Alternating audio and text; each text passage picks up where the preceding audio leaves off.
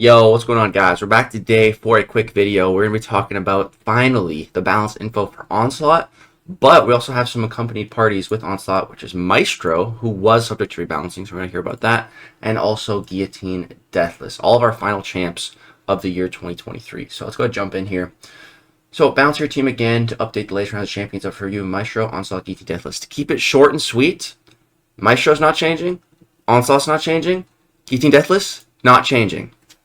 You can click off the video now if you would like. If you want to stick around to read Kabam's reasoning, we're going to go over that, but it's not going to be a long one. So, Maestro.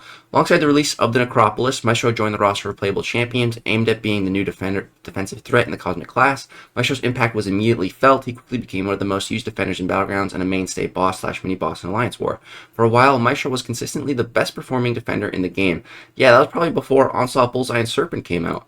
But players have started finding a lot of success against him. Stagger, Fate Seal are champions that key off their special attacks handle him well, but he blocks out a lot of traditional meta attackers.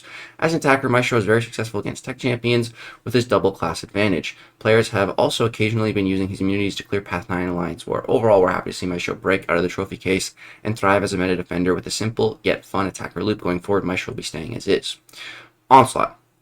So, shortly following Maestro, Onslaught also had a defensive responsibility for his mutant class. Specifically, we wanted Onslaught to establish a new avenue of mutant threats, like with his high uptime neuroshocks and the introduction of Daunted on a parry trigger. As players have gained more experience against his special attacks and as counter strategies have been refined over time, we're seeing Onslaught defensive performance stabilize at a healthy level, considering the intent for him to be a standout defender with new abilities. With so many defensive abilities in play, we look forward to releasing counters in the future that will allow you to attack Onslaught through fun gameplay loops. And of course, that also means, champions who are immune to Neuroshock. Offensively, much of Onslaught's defensive threat translates to utility and fight control. Overall, we see this utility as the focus of his attacking use, while players using that control to chase his degeneration damage. We're especially happy to see that the control granted by his utility is enabling him his offensive loop rather than making his offensive loop too overbearing and consistent.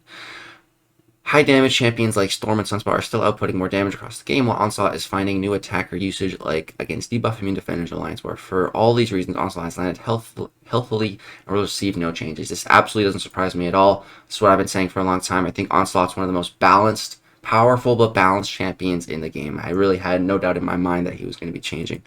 Alright, Guillotine Deathless. The only thing I want to see with her is a change to her special one, but as I already said, there's no change, so let's go over this. The contest's first playable champion from our Deathless collection was a light callback to Guillotine's original kit. Light? More like, okay, heavy.